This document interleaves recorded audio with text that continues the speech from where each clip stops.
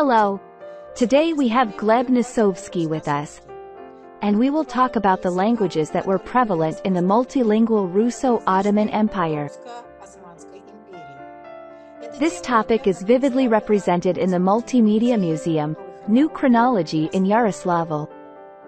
In the hall, Languages of the Empire, visitors can find out which languages were widespread in the Russo-Ottoman Empire. When the so-called Ancient Latin actually emerged, what language the ancient Etruscans spoke and wrote, when and how Arabic numerals appeared, and why quotes from the Quran are inscribed on Russian weapons and armor from the 15th to the 17th centuries.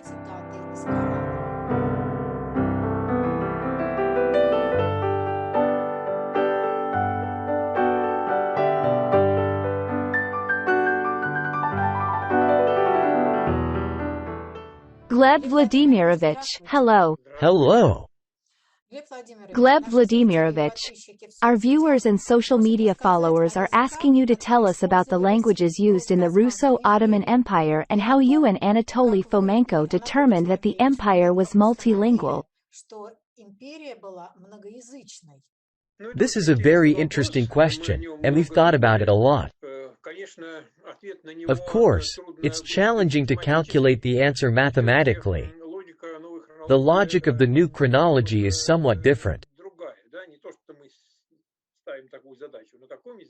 It's not that we set a task of determining which language was spoken at the time and then solve it using mathematical methods. No, it works differently.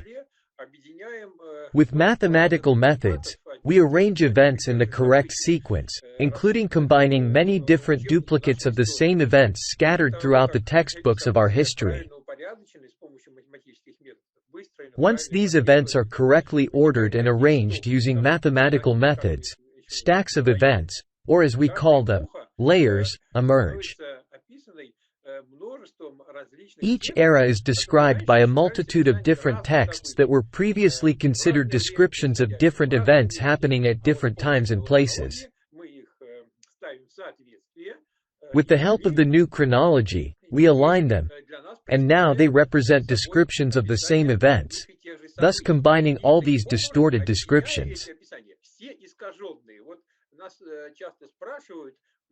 We are often asked, the chronicles are written this way, but when you read these chronicles, why do you discard some parts and keep others? Is that fair?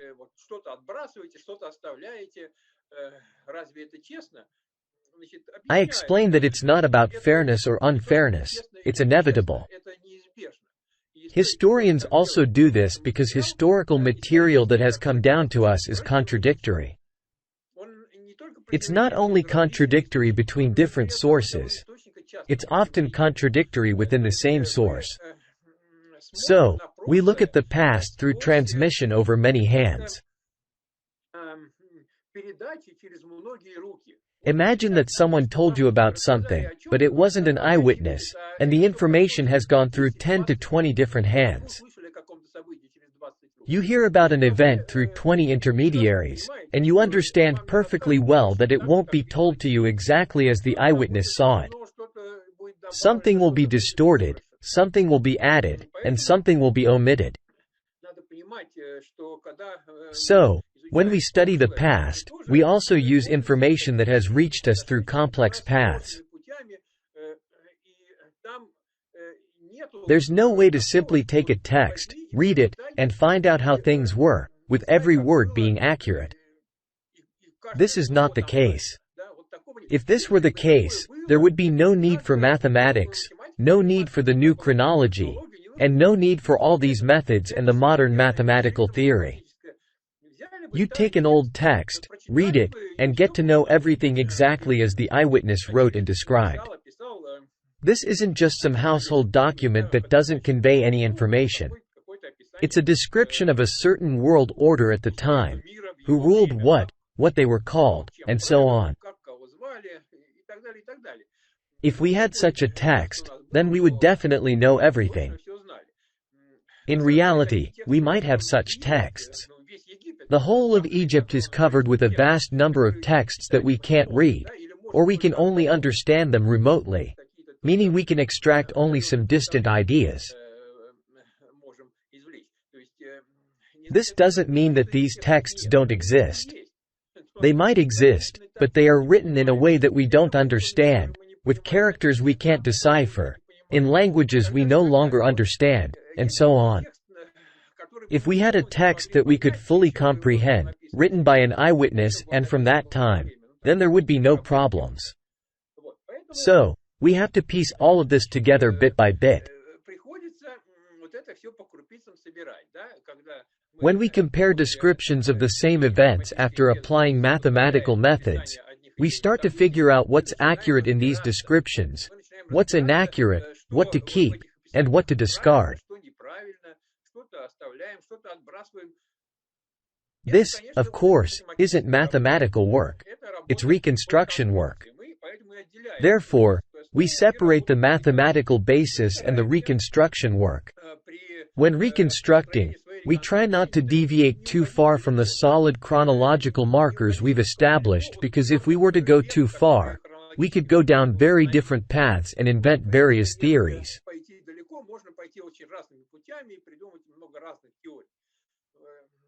We try not to stray too far, but nonetheless, some things have to be assumed, some things have to be reconstructed. And essentially, this work is similar to what conventional historians do. It's just that we have different guiding stars. Our guiding star is the new chronology, which allows us to arrange historical material in a specific order and then interpret it, dictating certain ideas about what's correct, what's incorrect, what should be discarded, and what should be retained. For historians, their guiding star is the Scaliger-Petavius chronology. Looking at it, they approach the same material but interpret it differently according to their general understanding.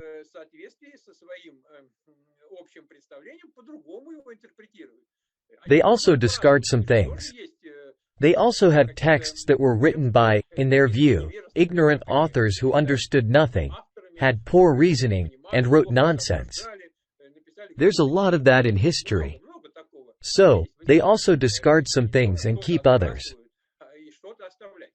Of course, in a certain sense it's easier for them. In the sense that their main body of sources, on which they base their work, consists of later texts written based on the Scaligerian chronology. They perfectly align with it. So, they can point to a source and say, "Look, it's absolutely correct." Why?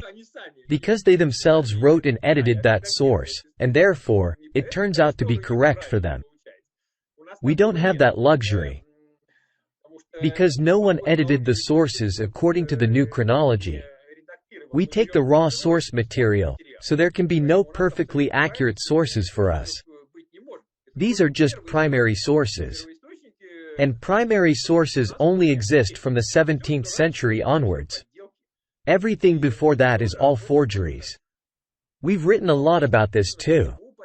Why forgeries? It's a whole process to distinguish forgeries from genuine documents, to study the signs of authenticity in genuine documents. It's a lot of work, and we've written a lot on this topic. Once this work is done, a comprehensive picture of the world's development emerges.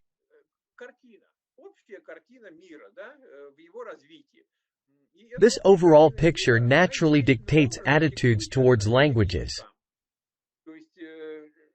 Subsequently, some other ideas about languages and their development naturally follow from it, compared to the concepts accepted today. Gleb Vladimirovich, does your research make it possible to determine which languages appeared earlier and which came later? What is the perspective of the new chronology? I'll emphasize once again that the empire originated a very long time ago. Perhaps in the 7th–8th centuries. We don't know exactly.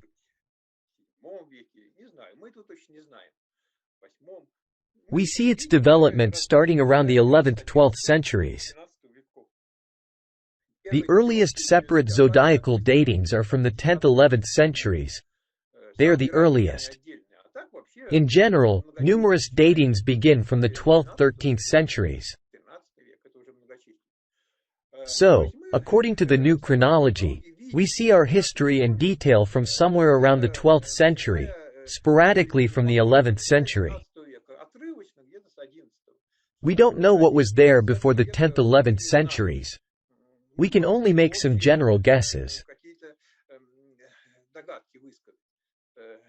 We assume that statehood was being formed during that time. It was formed in the Nile Valley. Initially, they wrote in hieroglyphics. This is the very first language that doesn't fix pronunciation at all. Just as it was in the 19th century in Southeast Asia.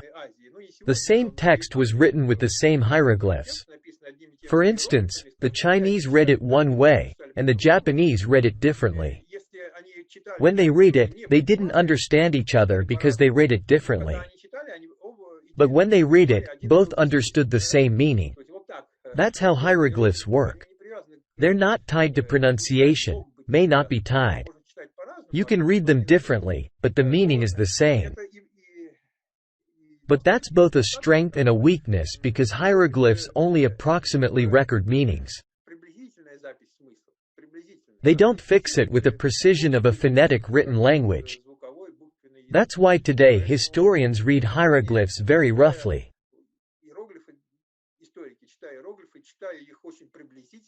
They understand the general meaning, something about a burial, but they don't understand the details. And they will not be able to understand the exact meaning of the hieroglyphs. Why? Because their understanding depends on the overall understanding of what is written about. For example, the Japanese hieroglyph, 3 trees. It can mean 3 trees, or it can mean a photographic tripod. It's the same hieroglyph. If it's about photography, it means tripod.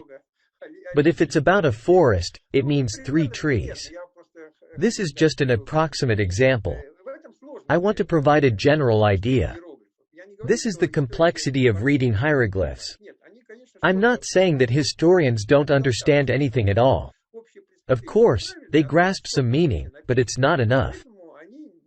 Because they have the wrong overall understanding of what's written there. Therefore, they can't read them correctly. It would be great, of course, to read Egyptian hieroglyphs, which truly represent records of our ancient history. Original records, not rewritten, first-hand accounts. This is a vast amount of historical material to work with. One could delve into it. Obviously, we cannot undertake that. It would require many people and a set goal. But theoretically, it's possible. Moving on.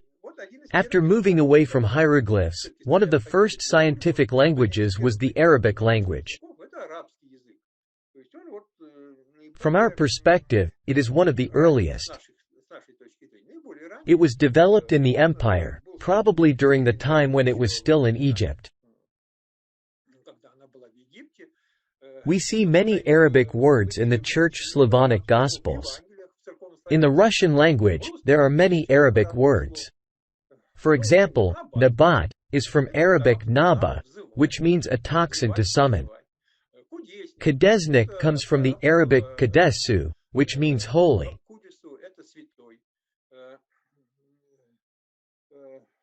Bayan is the name of the author of the tale of Igor's campaign, and it means, clearly explaining, Bainu.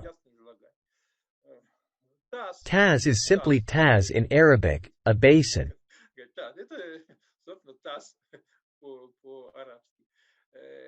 By the way, there are also reverse borrowings. In the Arabic language, there are borrowings from Russian, which they do not want to admit. The most prominent example is samovar. They still believe that samovar is an ancient Arabic word. If you tell an Arab that samovar is not an Arabic word, he will be offended by you and argue with you.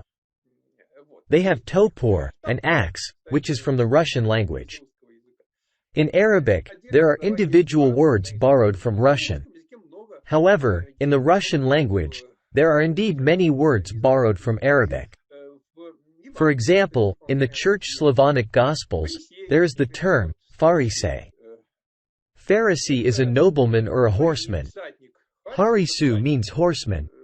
We know that nobles were called horsemen. For instance, caballero, chevalier, means horseman, derived from the word horse. So, in Rome, the nobility referred to themselves as horsemen. In the Gospels as well, Pharisee means nobleman. They are described as the local nobility, in a sense. Sadducei, which is Sadducees. We know that there are Pharisees and Sadducees. The Sadducees were a certain community. Sadduqa means truthful in Arabic. So, they considered themselves to be truthful. They taught that there was no resurrection of the dead. This is all described in the Gospels, but in the Gospels, it's simply the word Sadducei. It's not translated, but in reality, it has an Arabic meaning. This is an Arabic word, sadduqa, truthful. There are many other Arabic words as well. The words of Christ on the cross, Eloi, Eloi, lama sabachthani, which is being interpreted, my God, why hast thou forsaken me? At one time, we thought that they were interpreted from Slavic, but it turns out they are of Arabic origin. Eli corresponds to, my God, in the vocative case. Limasa means why, and vakdani means, have you forsaken me? In the Bible there is also translation, my God, why have you forsaken me? That is, the words that are put into the mouth of Christ in the Gospels, spoken by him on the cross, are an Arabic saying. They break down this word differently and try to interpret it somehow, even though it is entirely an Arabic expression. Gleb Vladimirovich, in your works you write that in the Russo-Ottoman Empire, the Arabic was the language of science. Could you please explain why scholars chose the Arabic language? Its foundation is based on a clear structure. There are 28 letters. Why 28? Because in order to represent numbers in a non-positional system, you need digits from 1 to 9, digits from 10 to 90, digits from 100 to 900. That's 9 times 3, which makes 27, plus, one symbol for 1,000. That's 28 characters. In Church Slavonic, it's the same. There are just more letters, including a separate symbol for 1,000. You use 27 letters and 11 additional characters. In total, 28 characters. In the Arabic language, there are exactly 28 letters, and all of them have numerical values. Therefore, it's a structure where the number of letters is adapted to the representation of numbers. It's simply aligned in that way. There are several letters ka, several ze, several letters te. Today, Arabs have filled all these letters with different sounds. They have the regular te, the emphatic te, and they distinguish them very strongly. The regular ka and the emphatic ka are also very different. Today, Arabists believe that this is the correct pronunciation in Arabic. Where is it? It's somewhere in Saudi Arabia. They look for places where they pronounce it correctly in Arabic. What does the correct Arabic pronunciation in Saudi Arabia mean? Imagine what it means. It roughly means that the correct Russian pronunciation is somewhere in the Khanty-Mansi Autonomous Okrug. It's roughly the same thing.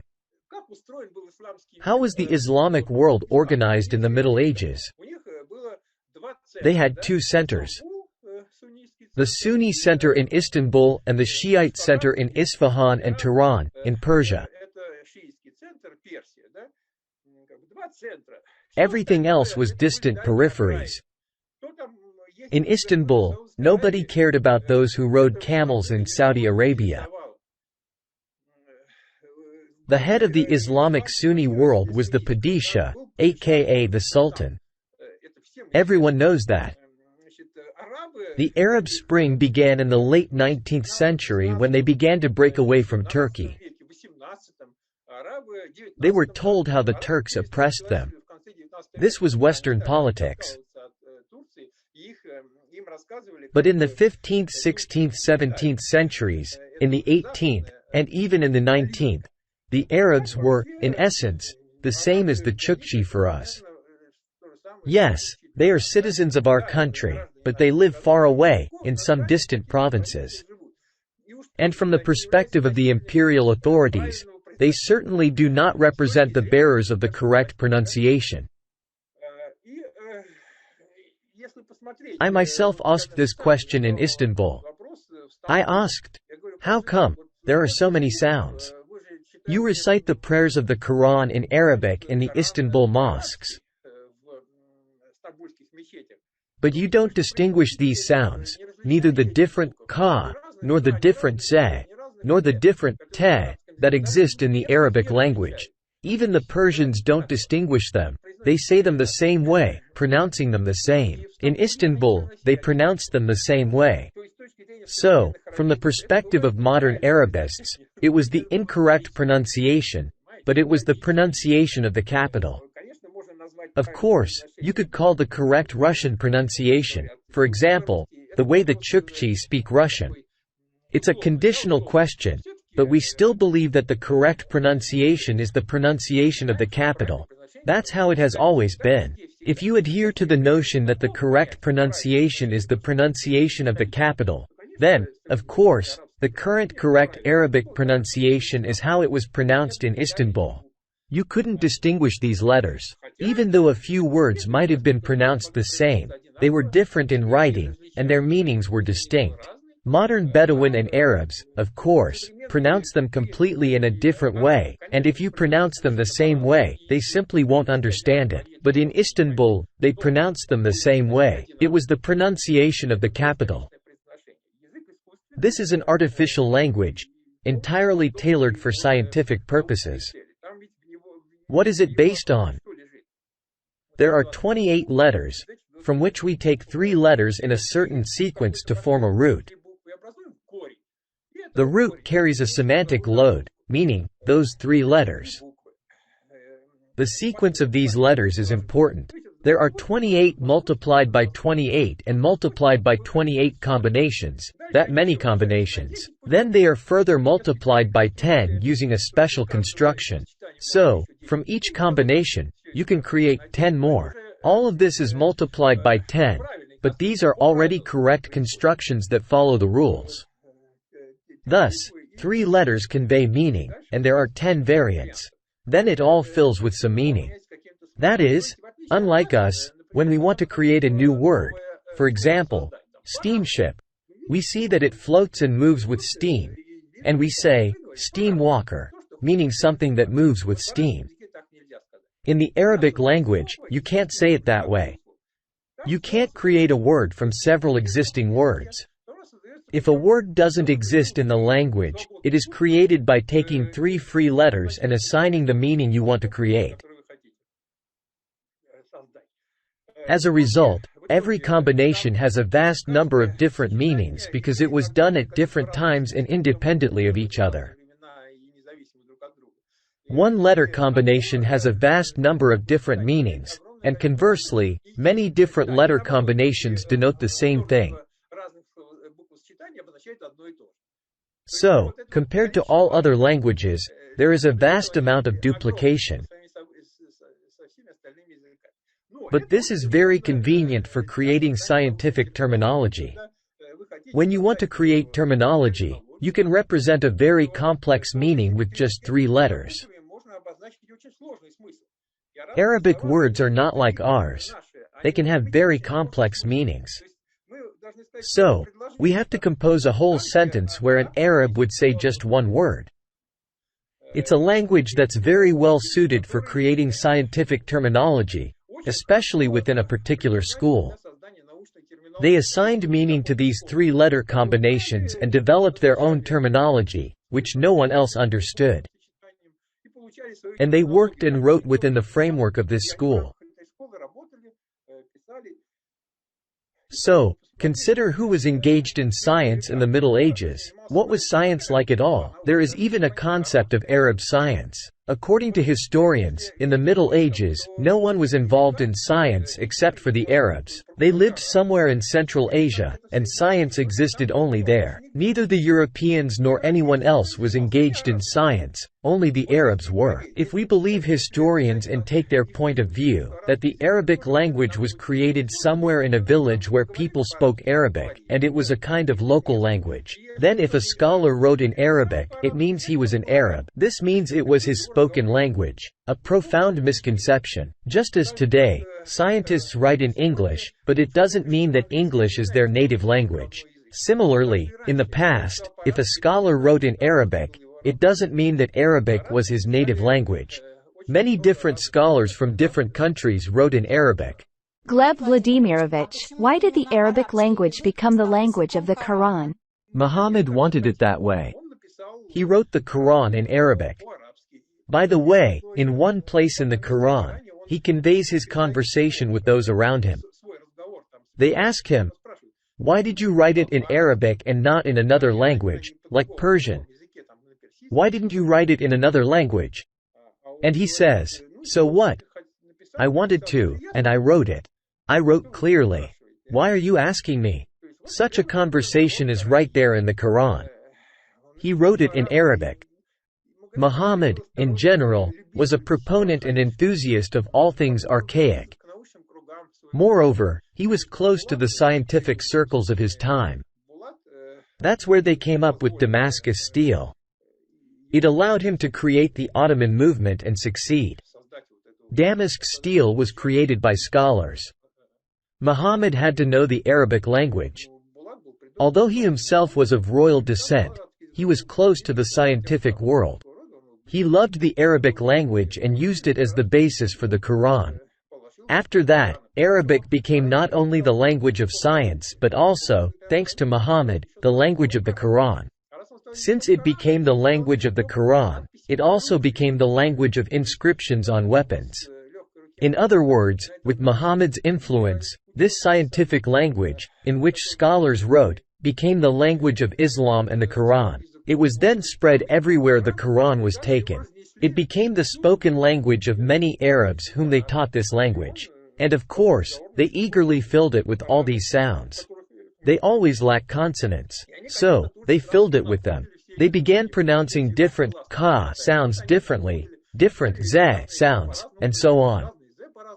That is, maybe it was once that way, but it was forgotten. They were pronounced the same way, and then, when the Arabs were taught, they again filled it all with various consonants. Today, this is considered the literary Arabic pronunciation. In Russia, the study of the Arabic language started in the 19th century. How can it be that the Arabic school started in the 19th century? At the same time, if we look at Russian weapons from the 17th century, they are all inscribed in Arabic. This means that in Russia, they were proficient in Arabic, wrote in it, but then, after a 100-year gap, they had to establish an Arabic school from scratch. So, there is a gap here. If we ask the question, where are the largest number of ancient Arabic manuscripts stored? Specifically, Old Arabic manuscripts, where are they most abundant? Is it in Baghdad or Istanbul? The largest collection of Old Arabic manuscripts is in Russia. The most extensive collection of Old Arabic manuscripts is in St. Petersburg. It was collected from different parts of Russia. No one is working on them. A massive pile of documents just lies there, and no one studies this pile. It's possible to research and make sense of it. Instead, historians claim that when Russians wrote in Arabic, they were simply imitating some beautiful squiggles. This is the view of historians. They simply ignore this vast body of Arabic documents. There are no specialists, no departments dedicated to this. Even if there are Arabic departments, they focus on modern Arabic, the language spoken by Arabs. For example, if you listen to Arabs, according to them, in Egypt, Arabic is spoken incorrectly. They have some awful dialect, almost rural. It's roughly the same as saying that they speak incorrectly in Moscow. and the correct way to speak is somewhere in the Khanty-Mansi Autonomous Okrug or somewhere else further away.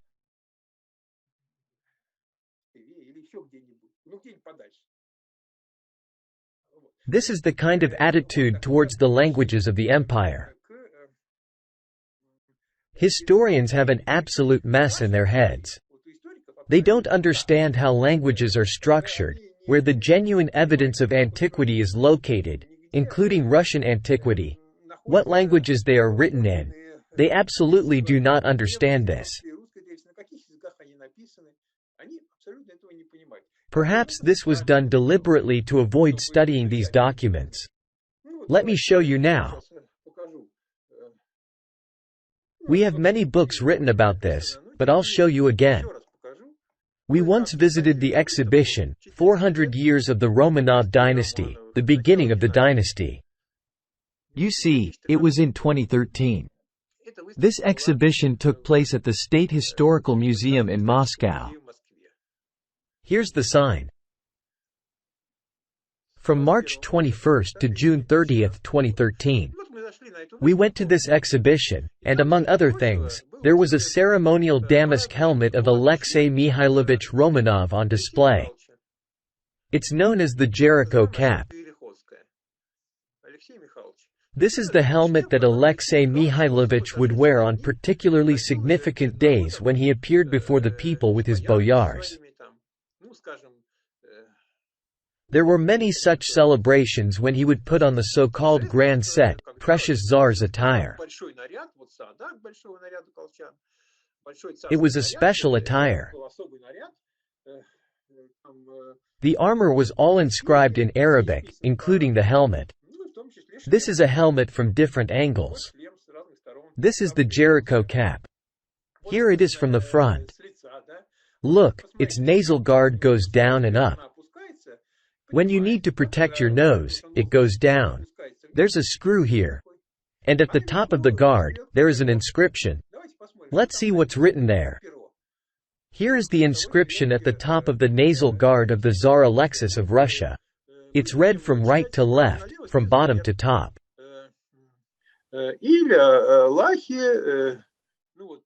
There is no God. Here's the word Muhammad. Do you see? This word Rasul means a messenger. Here's the word Allah, God. And here it's written.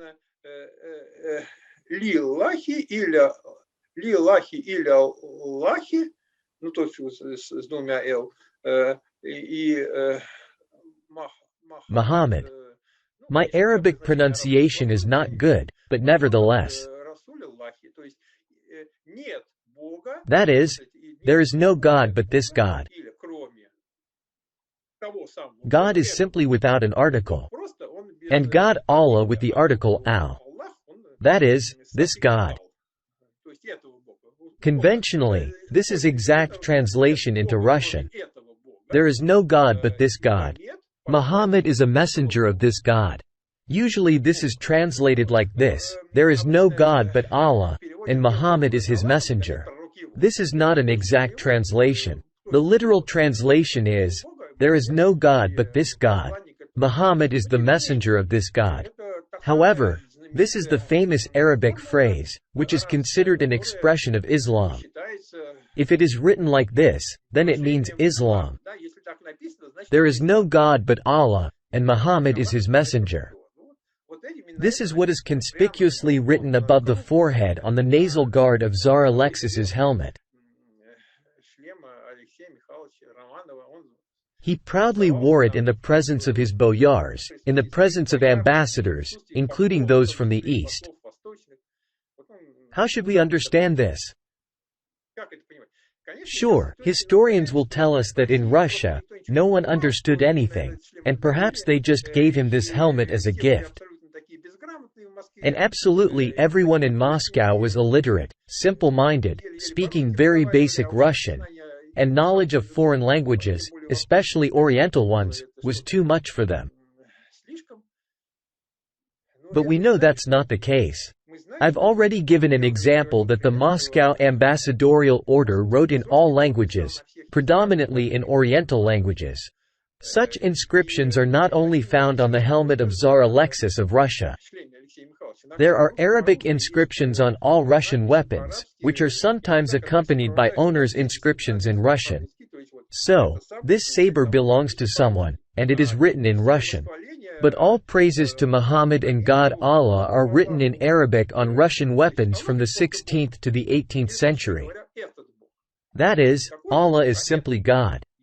Or, more precisely, this God. Not some God, but this God, the one God. Only the owner's inscriptions are written in Russian, and sometimes in Persian. There's a saber belonging to Godunov, and it's written in Persian. In Arabic and Persian. On Godunov's saber, the owner's inscription is in Persian. It's not Boris Fyodorovich, but another Godunov. I don't remember, maybe Dmitry Fyodorovich, written in Persian.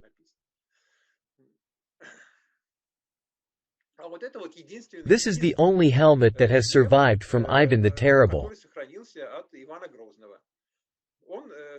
It survived because it was not in Russia. It's also amazing. The only helmet of Ivan the Terrible is not kept in Russia, but in Sweden, in the armory of the Swedish king in Stockholm. Or maybe in Copenhagen. I don't remember where it's kept. But it's not in Russia. Why is there not a single helmet preserved in Russia? Let's take a look at it, and see what's written there. Not so long ago, it was brought to Russia and put on display. I believe the Iranian ambassador noticed what was written there. Here at the bottom, there is the owner's inscription in Russian, stating that it's Ivan the Terrible's helmet. And here, in Arabic, this is Muhammad.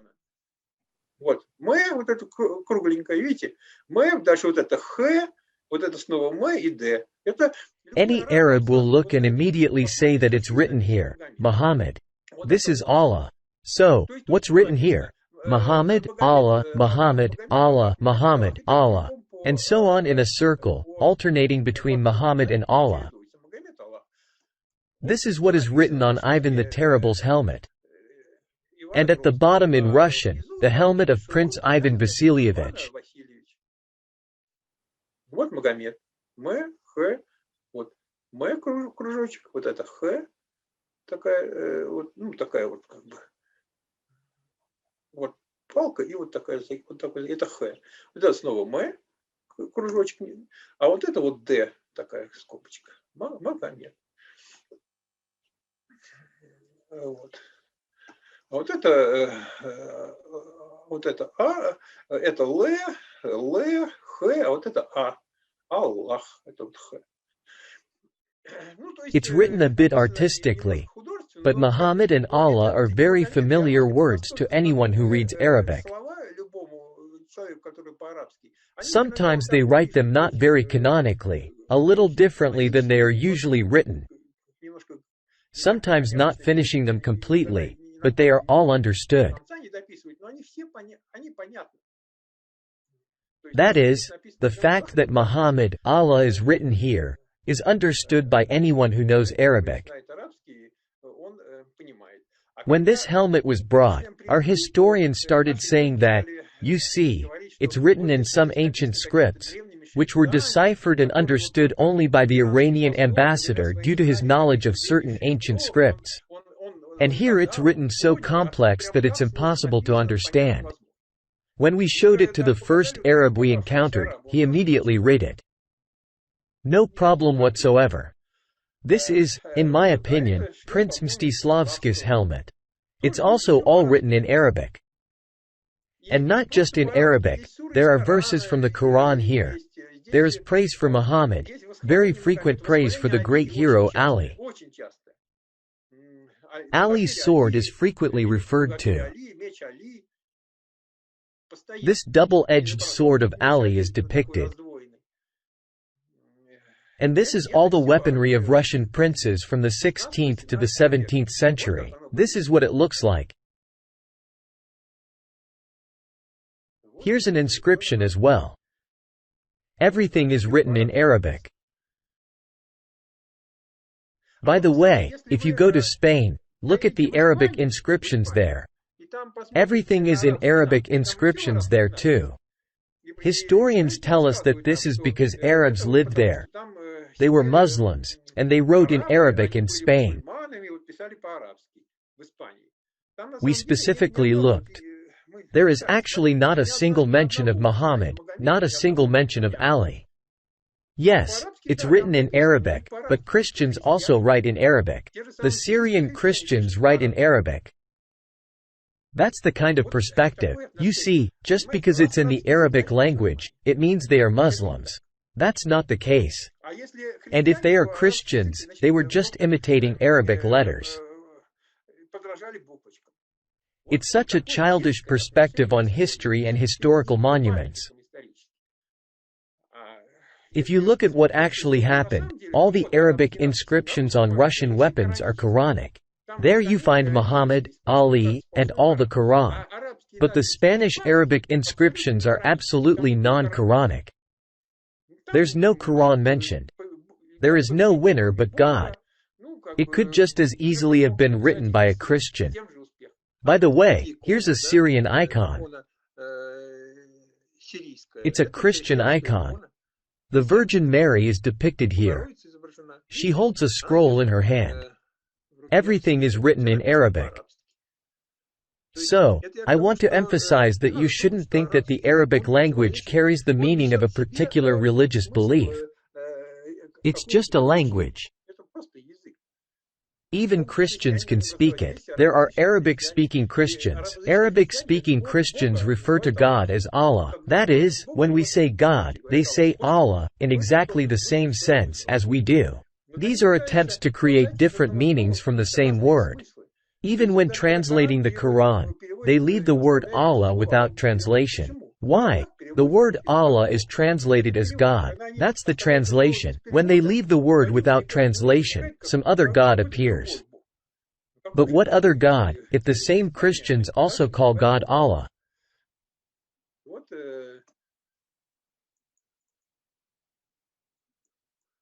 Here it's written in Greek, Mitera Theos, which means Mother of God, and it's written in Arabic from right to left, Validatum, which means the Mother of God in Arabic. And here, God is Allah.